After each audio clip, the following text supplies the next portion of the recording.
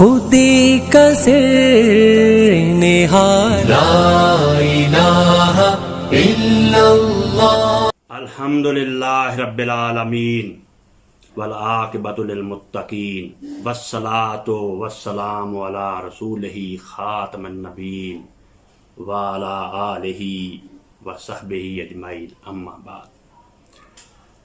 حرم پاک بھی، اللہ بھی، قرآن بھی ایک۔ حرم پاک بھی، اللہ بھی، قرآن بھی ایک۔ کچھ بڑی بات تھی، ہوتے جو مسلمان۔ معزز دوستو، آج کی اس مختصر صحبت میں ایک فتنے کا ذکر کرنا ہے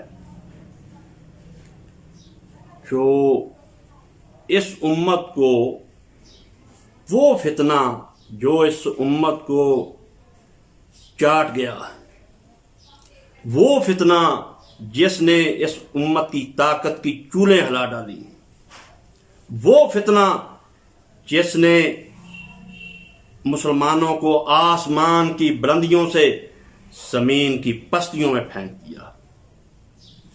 اور اس فتنے کی پرورش بڑی طاقت سے، بڑی ہمت سے اور بڑی پلاننگ سے کی جا رہی ہے۔ اس فتنے کی پرورش کرنے والے، اس فتنے کو پھیلانے والے قسمتی سے وہ لوگ ہیں جو قطرے کو دریا سمجھتے ہیں، جو کنویں کو سمندر سمجھتے ہیں۔ ان کی مثال ویسی ہے جیسے ہمارے دیہاتوں میں کہتے ہیں کہ ایک چوہے دے ہاتھ سنڈ دی گنڈی آ گئی اور اس نے سمجھا کہ میں آج سے پنساری بن گیا ہوں، میرا دواخانہ بن گیا۔ حالانکہ آئی اس کے ہاتھ میں سنڈ کی ایک گنڈی تھی، مگر وہ گنڈی کو ہی سمجھنے لگا کہ میرا آج سے دواخانہ بن گیا ہے اور میں پنساری بن گیا ہوں۔ میرے دوستو، یہ فتنہ یہ ہے کہ فلاں کے پیچھے نماز نہیں ہوتی، بریلوی جو ہے وہ اہل حدیث کے پیچھے نماز نہ پڑھے، اس کی نماز نہیں ہوگی۔ اہل حدیث جو ہے وہ بریلوی کے پیچھے نہ پڑھے، بریلوی اہل حدیث کے پیچھے نہ پڑھو۔ یہ ایسا زہر ہے جو مسلمانوں کی رگوں میں بڑی تیزی سے اتارا جا رہا ہے اور بڑی حد تک اتارا جا چکا ہے۔ میں ان لوگوں سے ایک سوال کروں گا بات پھیلانے سے آگے کہ جس عالم کے پیچھے، جس مولوی کے پیچھے تم نماز پڑھ کے آئے ہو، تمہیں یہ گارنٹی مل گئی ہے کہ تمہاری نماز اس کے پیچھے ہو گئی؟ تم ٹانگیں چوڑی کر کے جس کے پیچھے نماز پڑھ کے آئے ہو، آسمان سے تمہیں ٹیلی فون آ گیا ہے، اللہ کی طرف سے تمہیں ٹیلی فون آ گیا کہ تمہاری اس کے پیچھے نماز ہو گئی؟ تمہیں کوئی واٹس ایپ آیا ہے کہ جس کے پیچھے تم اکڑ کر نماز پڑھ کے آئے ہو اس کے پیچھے تمہاری نماز ہو گئی ہے؟ اور جس کے کہتے ہو کہ تم فلاں کے پیچھے نماز نہ پڑھو، فلاں کے پیچھے نماز نہ پڑھو، تمہارے پاس کیا دلیل ہے؟ آسمان کے ساتھ تمہارا رابطہ ہے؟ اللہ بتاتا تمہیں کہ اس آدمی کے پیچھے نماز نہیں ہوتی، حالانکہ تمہیں پتہ بھی ہے کہ تمہارے سلف اور تمہارے اکابر اس دعوت کو بڑی طاقت سے کچلا کرتے ہیں، کیونکہ وہ علم کے دریا تھے، ان کے پاس علم کا سمندر تھا، انہوں نے علم کی پوری دنیا اپنے اندر سمیٹی ہوئی تھی۔ ان کو پتا تھا کہ امام کی نماز کے ساتھ مقتدی کی نماز نتھی نہیں ہوتی، اس کی اپنی نماز ہے، تیری اپنی نماز۔ رسول اقدس صلی اللہ علیہ وسلم کی صحبت میں منافقین نے نمازیں پڑھیں مگر ان کی نمازوں کا ان کو کوئی فائدہ نہ ہوا۔ حجاج بن یوسف کے پیچھے صحابہ نے نمازیں پڑھی مگر ان کی نمازوں کا کچھ نہیں ملا۔ تو میرے بھائی، تو یہ جو پرچار کرتا ہے، اپنے محلے کی مسجد چھوڑ کر چوتھے محلے میں جا کر نماز پڑھتا ہے، تو اسلام کی روح کی علانیہ مخالفت کر رہا ہے، تو اپنے سلف کی تعلیمات کی علانیہ مخالفت کر رہا ہے۔ میں واقعات شروع کرنے سے پہلے آج کی صحبت میں واقعات ہی سناؤں گا۔ سب سے پہلے اپنے اہل حدیث بھائیوں کی خدمت میں ایک واقعہ پیش کروں گا کہ اہل حدیث بزرگوں میں سے بہت بڑے بزرگ ہوئے ہیں، حضرت عبداللہ غازی پوری رحمۃ اللہ علیہ، ان کا فتاویٰ چھپ چکا ہے۔ اس فتاوے میں کسی نے سوال کیا کہ کل عید کی نماز ہے اور میرے گھر کے بالکل قریب حنفی بھائیوں نے نماز پڑھنی ہے، اہل حدیث وہ بہت دور ایک عیدگاہ ہے، وہاں نماز پڑھتے ہیں، میں اب کیا کروں، کیونکہ دونوں کے طریقوں میں فرق ہے۔ اہل حدیث جو ہیں وہ 12 زائد تکبیروں کے ساتھ نماز پڑھتے ہیں عید کی، اور جو احناف ہیں وہ 6 زائد تکبیروں کے ساتھ نماز پڑھتے ہیں۔ تو مولانا عبداللہ غازی پوری رحمۃ اللہ علیہ نے کہا بیٹا تم پر لازم ہے، تم پر فرض ہے کہ تم حنفی بھائیوں کے پیچھے نماز پڑھو۔ اگر تم حنفی بھائیوں کے کو چھوڑ کر چوتھے محلے میں جا کے اہل حدیثوں کے پیچھے نماز پڑھو گے تو بیٹا تمہیں کوئی جرم کرو گے۔ وہ بھی مسلمان ہیں، وہ بھی رسول اللہ کے امتی ہیں، ان کے پیچھے نماز پڑھو۔ اب میں کچھ واقعات آپ کی خدمت میں پیش کرنا چاہتا ہوں، صرف واقعات، نتیجہ ان واقعات سے کیا نکلتا ہے یہ میں آپ پر چھوڑے جاتا ہوں۔ سب سے پہلے ایک واقعہ، کہتے ہیں کہ اہل حدیث کے پیچھے نماز نہ پڑھو کیونکہ فلاں فلاں فتاوے میں یہ بات لکھی ہوئی ہے۔ تو آج میں وہ فتاوے پیش کروں گا جو پریکٹیکلی ہوئے۔ ہوا اس طرح کہ حضرت پیر سید میر علی شاہ صاحب، جن کی مشہور زمانہ نعت ہے آج سکھ متران دی ودیری ہے، ان کو ملنے کے لیے گئے مشہور اہل حدیث عالم میر عبداللہ سیالکوٹی رحمت اللہ علیہ۔ اتنے میں نماز کا وقت ہو گیا، صفیں بن گئی، پیر میر علی شاہ صاحب نے میر ابراہیم سیالکوٹی رحمت اللہ علیہ کو پکڑا اور مسلے پر کھڑا کر۔ جب وہ مسلے پر کھڑے ہو گئے، پیر صاحب لوگوں کی طرف متوجہ اور فرمایا جو سمجھتا ہے، جو خیال کرتا ہے کہ ہماری نماز میر ابراہیم سیالکوٹی کے پیچھے نہیں ہوگی، سن لے پھر اس شخص کی نماز ہمارے پیچھے بھی نہیں۔ دوسرا ایک واقعہ جو ہمارے اسی شہر کے عالم دین تھے، مولانا محمد عبداللہ لائل پوری رحمۃ اللہ علیہ۔ مولانا عبداللہ لائل پوری کے ایک بڑے مشہور شاگرد ہیں مولانا ارشاد اللہ قصری صاحب، وہ اسی ادارے میں پرنسپل ہیں، یعنی ادارات العلوم العصریہ، جس کی بنیاد مولانا عبداللہ محدث لائل پوری نے رکھی تھی۔ مولانا صاحب اسی مسجد میں 23 سال خطبہ دیتے رہے جس مسجد میں ان کی وفات کے بعد میرے والد محترم مولانا محمد اسحاق صاحب نے 30 سال خطبہ دیا۔ تو ان کے جو شاگرد ہیں مولانا ارشاد اللہ قصری، پرنسپل ادارت العلوم العصریہ، ان کے مقالات کا یہ چوتھا حصہ چھپ چکا ہے۔ اس میں سے واقعات میں نے آپ کو بیان کر رہے ہیں جس سے ہم سب کو وحدت امت کا درس ملے گا، جس سے ہم سب کو محبت کا درس ملے گا، جن واقعات کو سن کر امید ہے کہ ہم نفرت پھیلانے والوں کو ترچھی نظر سے دیکھ سکیں کہ خاموش دور ہو کر بیٹھ جاؤ، مت نفرت پھیلاؤ، مت آگ لگاؤ، مت خزاں کی باتیں کرو، کوئی خوشبودار باتیں کرو، کوئی بہار کا تذکرہ چھیڑو، کوئی قوس قزح کی رنگینی کی بات کرو۔ یہ تم کیا کہہ رہے ہو کہ رسول اللہ کے بیٹوں کو تقسیم کر رہے ہو؟ یہ کون سا دندہ تو نے اپنے ذمے لے لیا؟ تو مولانا نے یہاں جو واقعات لکھے ہیں وہ میں آپ کی خدمت میں گوش گزار کرنا چاہتا ہوں، تاکہ جپٹنا پلٹنا پلٹ کر جپٹنا لہو گرم رکھنے کا ہے بہانا ہے۔ ان واقعات سے روح میں تازگی آتی ہے۔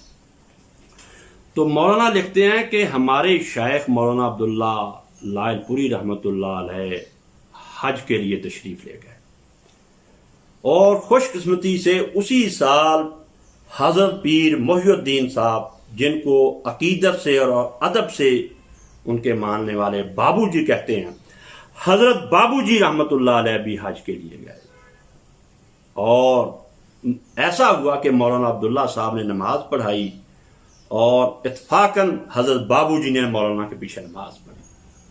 مولانا کی آواز بہت سریلی تھی۔ ان کے شاگرد نے اسی کتاب میں لکھا کہ جی کرتا تھا کہ مولانا جب نماز پڑھائیں تو تلاوت کرتے ہی جائیں، مولانا کرتے جائیں، ہم سنتے جائیں۔ ایسے لگتا تھا جیسے کیف سے قرآن مجید دل پر اتارا جا رہا۔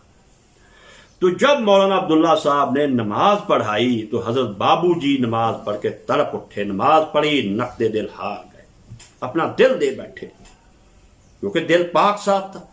پاک صاحب دل سے یہ آواز نکلی، یہ کون صاحب ہے؟ میرا تعارف تو بتایا گیا کہ یہ لائل پور میں ہوتے ہیں اور یہ اہل حدیثوں کے بزرگ مولانا عبداللہ لائل پوری۔ تو حضرت بابو جی ان کے پاس گئے اور کہا کہ مولانا میں نے نماز پڑھی ہے، روح تازہ ہو گئی، ایمان تازہ ہو گیا، ایک لطف آیا ہے، اور اس کی لذت میں محسوس کر رہا ہوں. تو میری گزارش ہے کہ میں فلاں جگہ رہتا ہوں، جتنے دن آپ ادھر ہیں اور میں بھی ادھر ہوں، آپ میرے مہمان ہیں، اور جہاں آپ نماز پڑھایا کریں گے میں آپ کے پیچھے نماز پڑھوں. چنانچہ مولانا لکھتے ہیں ایسے ہی ہے، ایسے ہی ہوا. مولانا عبداللہ نماز پڑھایا کرتے تھے اور حضرت بابو جی حج کے دنوں میں ان کے پیچھے نماز پڑھا کرتے تھے، اور ان کے مہمان تھے، اور حضرت بابو جی حج کے دنوں میں ان کے میزبان بن کر رہے. یہ دیکھ لو ہمارے بزرگ کیا تھے اور ہم کیا. وہ کتنے خوبصورت تھے، ہم کتنے بدسلوک ہو گئے. وہ کتنی پیاری باتیں کیا کرتے تھے، ہم کتنی بدبودار باتیں کرتے. خدا کے لیے ایسے شریروں اور شرپسندوں پر نظر رکھو، ان کو چپ کراؤ. اگر اللہ ان کو گنگے نہیں کرتا تو آپ ان کے منہ پر ہاتھ رکھو کہ مت ایسی بری باتیں کرو. ہم سب رسول اللہ کے امتی. تو دوسرا واقعہ اسی مقالات کے چوتھے سے کہ مقدمہ لکھا ہے حضرت مولانا خالد صاحب صاحب نے، جو خود ایک عربی دان ہے، عربی کے اسکالر ہیں.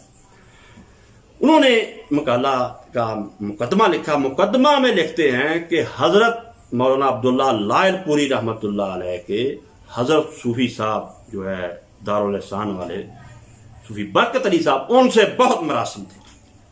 صوفی صاحب مولانا کے حجرہ میں تشریف لایا کرتے، گھنٹوں باتیں ہوتی. حضرت صوفی صاحب جو کتاب لکھا کرتے اس کو چیک مولانا عبداللہ کیا کرتے. وہ مولانا عبداللہ صاحب کے پاس تشریف لایا کرتے، ان سے وظائف پوچھتے اور احادیث کا جو مجموعہ مرتب کرتے اس کی اصلاح دیتے.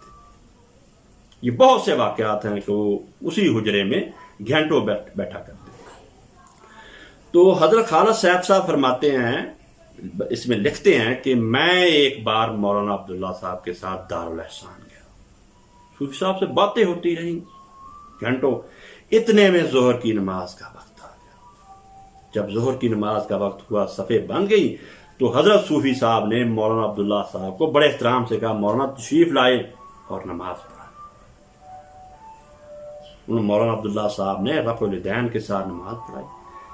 خالد صاحب کہتے ہیں میں نے پیچھے رفع الیدین کے ساتھ نماز پڑھی. کسی نے کسی کو ترچھی نظر سے نہیں دیکھا، کسی نے کسی کو گہری نظر سے نہیں دیکھا، کسی نے نفرت کا اظہار نہیں کیا، بلکہ صوفی برکت علی صاحب نے مولانا عبداللہ صاحب کے بارے میں فرمایا کہ اگر کسی نے ولی دیکھنا ہے تو اس شخص کو دیکھنا.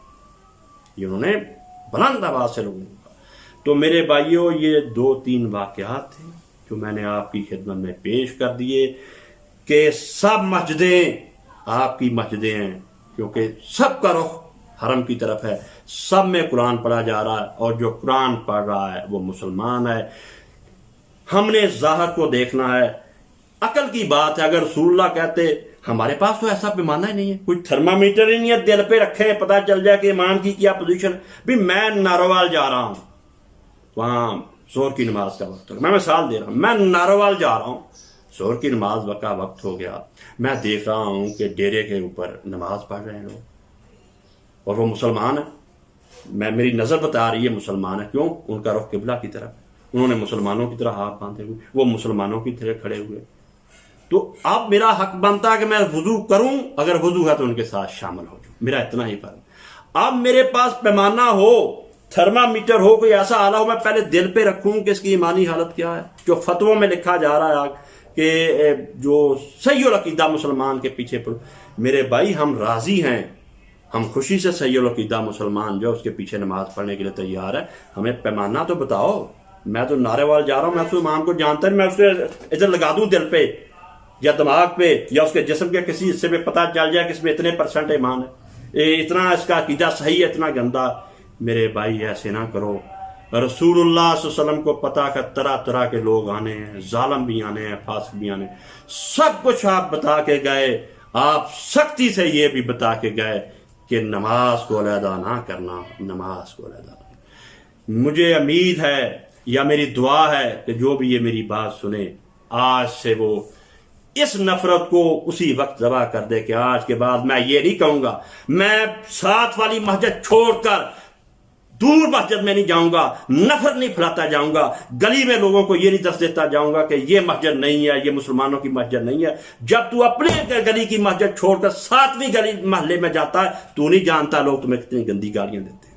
تو لوگ تمہیں نفرت سے دیکھتے ہیں. توبہ کر اس بات کو, اور جہاں بھی مسجد ہو, جو بھی مسجد میں نماز پڑھا رہا ہے اس کے پیچھے نماز پڑھ. یہ ساری مسجدیں مسلمانوں کی مسجدیں.